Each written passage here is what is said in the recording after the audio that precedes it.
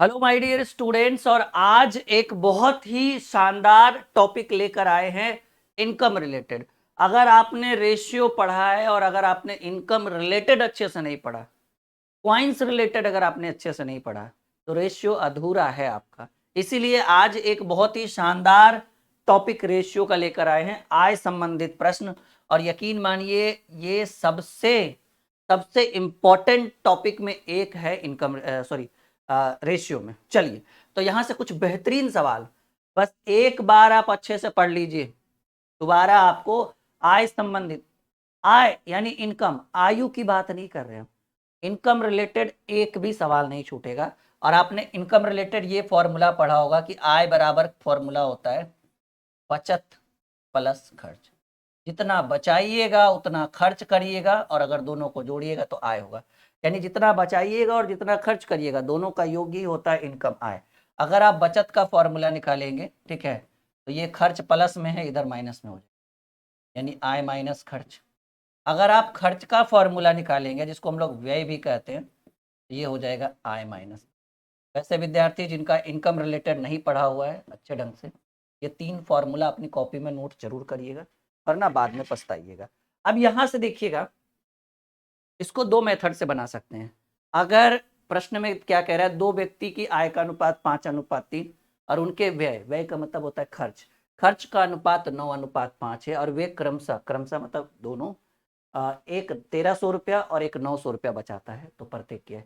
अगर जैसा प्रश्न आप देख पा रहे, अगर इस तरह के प्रश्नों में अगर बचत समान हो कि जितना ए बचा रहा है उतना ही बी बचाएगा, कहेगा ना प्रत्येक 5,000 की बचत कर रहा है, प्रत्येक 8,000 की बचत कर रहा है, तो याद रखिएगा वैसी स्थिति में बचत अगर समान हो, बराबर हो, तो प्रश्न को रेशियो मेथड पे हम बनाएंगे।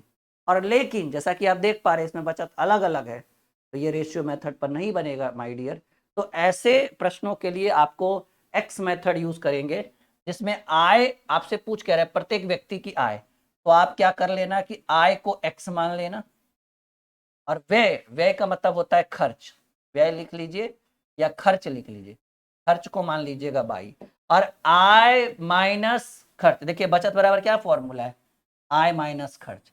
यानी आप दो व्यक्ति की आय का अनुपात 5:3 है, तो एक 5x हो जाएगा और एक 3x हो जाएगा। आय में क्या करेंगे, खर्च को घटाएंगे, तब ये बचत आएगा 13 और 900। तो खर्च का अनुपात, व्यय का मतलब खर्च है 9/9, और व्यय को बाई माने तो 9 माइनस 5/, और एक बचा रहा है 1300 रुपया और एक बचा रहा है 900। ये समीकरण एक हो गया और ये समीकरण दो हो गया, ठीक है, ये समीकरण एक हो गया और ये समीकरण दो हो गया। अब सवाल है कि सर एक्स मेथड तो थोड़ा लंबा है जी, अगर बचत अलग अलग हो जैसा कि प्रश्न में दिया हुआ है, तो हम एक्स मेथड पे ही बनाएंगे। अब देखिए, आपसे पूछ क्या रहा है, आपसे कह रहा है प्रत्येक की आय, इनकम पूछ रहा है, और आय को हम एक्स माने हैं। यानी सिंपल बात है कि आप बाई को काटने की कोशिश करिए। आपने क्लास 10th में विलोपन विधि पढ़ा होगा, जिसमें या तो एक्स एक्स को बराबर कर सकते हैं या तो बाई बाई को, तो बाई बाई को बराबर करके साइन चेंज करेंगे तभी तो एक्स मान आएगा। तो 9/5/, तो 9 में कितने से गुणा कर ले, 5 से, 9×5 = 45, और 5 में कितने से, 9 से, तब ना ये 45/, होगा। तो ये हो जाएगा 5×5 = 25x, 9×5 = 45। जिन्होंने क्लास 10th में अच्छे से तैयारी की होगी उनको ये हलवा लग रहा होगा। 9 से करेंगे 9×3 = 27x, और ठीक है, 9×3 = 27x, और ये 9×5 = 45 और बराबर 9×9 = 8100। ठीक है, कुछ नहीं करिए, साइन चेंज कर दीजिए। साइन कैसे, साइन चेंज करिएगा तभी तो कटेगा। ये प्लस के जगह माइनस कर दीजिए, माइनस के जगह प्लस कर दीजिए, प्लस के जगह माइनस। ये पूरा 45/45 कट गया। 27 में 25x गया -2x, और 8100 में 8100 में 6500 में 8100 गया -1600। x बराबर तो 800 बार में कटेगा, x बराबर 800 आया। तो x बराबर 800 आया, करे प्रत्येक की आय पूछ रहा है, आय, तो आय कितना था भाई, आय का अनुपात 5:3 यानी 5x, तो 5 × 800 4000, और एक का 3x है, 3 × 800 2400। 4000 और 2400 कहाँ है, 3 नंबर में, बताइए अभी तक कैसा लगा आपको ये क्वेश्चन, समझ में आया सबको? यस या नो में जवाब दीजिए।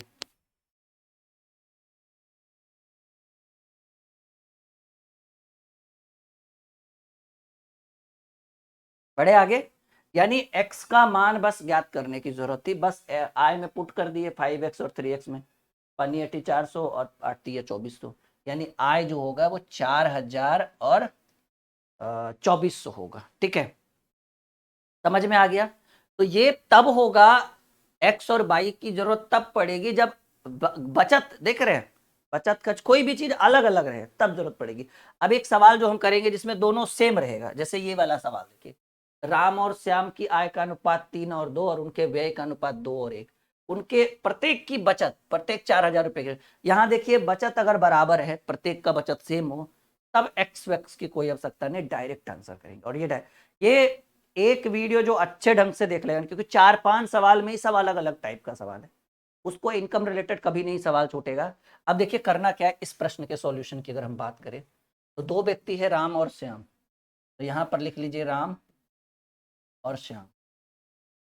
राम और श्याम की आय, इनकम की बात करेंगे, इनकम का रेशियो है 3 और 2, और उनके व्यय, व्यय यानी खर्च का जो रेशियो है वो 2 और 1 है। अब आप खुद ही बता दो कि बचत का रेशियो क्या हो। कोई आदमी 3 रुपया कमा के 2 रुपया खर्च कर रहा है, यानी वो 1 रुपया बचा रहा होगा। ठीक है, कोई दिक्कत नहीं यहाँ तक। कोई आदमी 2 रुपया कमा के 1 रुपया खर्च कर रहा है, तो 1 रुपया बचा रहा होगा। तो कह रहे प्रत्येक की बचत 4000 रुपया है, कहेंगे सर प्रत्येक की बचत रेशियो में 1 है। अगर कुल बचत 4 बोलता तो कुल से कंपेयर करते, यानी 1 1 2 से, लेकिन प्रत्येक की बचत 4000 है, तो प्रत्येक का तुलना प्रत्येक से। आपसे पूछ रहा है राम की आय कितनी होगी, अब आप बताओ, राम के तरफ जाओ, राम की आय देखिए ना, राम की आय कितनी है, 3 है, तो मल्टीप्लाई बाई 3 कर दो, 4×3 = 12000। पिछले सवाल से ये सवाल कितना आसान लगा, ये इसलिए आसान था क्योंकि इसमें बचत एकदम सेम था, इसलिए हमें एक्स वैक्स के मेथड पर जाने की जरूरत नहीं पड़ी, और हमने इस प्रश्न को यूं कहते हैं ना, चुटकियों में हमने हल कर दिया। यहां तक किसी को कोई दिक्कत, कोई आपदा, कोई परेशानी, कोई मन में विचार नहीं ना? बिल्कुल, बहुत बढ़िया। ये वीडियो आपके लिए इतना बेहतरीन होने वाला है, इसके बाद आपको इनकम रिलेटेड कभी भी कोई सवाल में तकलीफ नहीं होगी, तकलीफ तो हमारे पास आ जाना, पूरी इलाज हम करके देंगे आप। चलिए अभी देखिए, ये सबसे कंफ्यूजन वाला सवाल है। कहे तो 4-5 सवाल में ही आय संबंधित सारा टॉपिक क्लियर हो जाए, क्योंकि 4-5 टॉपिक आते हैं, वो पांचों आज हम पढ़ा देंगे आपको। ए और बी की आय का योग 33,000 है, यानी ए प्लस बी ने कुल कितना कमाया, 33,000, 33,000। अब कह रहा है ए अपनी आय का 60% और बी अपनी आय का 75% खर्च करता है, और उनकी बचत 4:3 के अनुपात में। तो देखिए आपको रेशियो दिया हुआ है बचत का, है ना, उनकी बचत 4:3, और खर्च हो गया, ए अपनी आय का 60% खर्च किया और बी अपनी आय का 75% खर्च किया। अब दोनों के बीच का रेशियो देखिए, अब आप ऐसे लिखिए, ए का बचत बराबर, नहीं तो ऐसे करिए ना, ए और बी लिखिए, ए और बी, ठीक है ना। क्या कह रहा है, ए अपनी आय का 60% और बी अपनी आय का 75% खर्च करता है। तो जो खर्च कर दिया उसको क्या लिखना, बचाया कितना ये बताइए। तो ए ने 60% खर्च किया तो उसने बचाया होगा 40%, और बी ने 75% खर्च कर दिया तो उसने बचाया होगा 25, क्योंकि कोई भी चीज आरंभ में 100% होता है। तो ए ने अपनी आय का 60% और बी अपनी आय का 75% खर्च कर चुके हैं।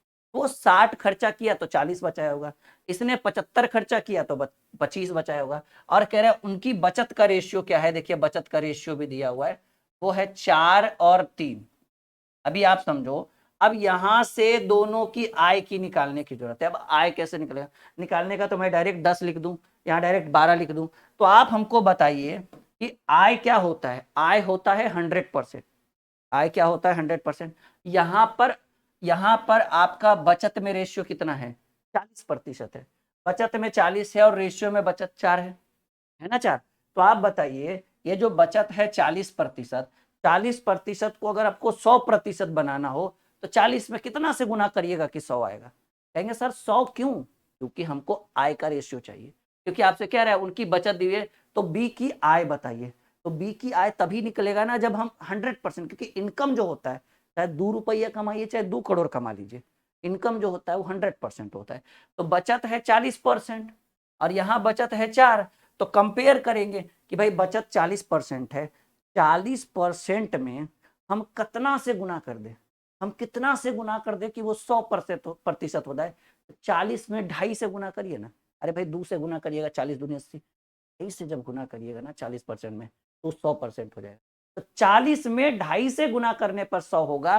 तो भाई जब बचत ये है 40%, तो ये बचत का तुलना बचत से, तो जब 40% में 2.5 से गुना करेंगे तो 100 होगा।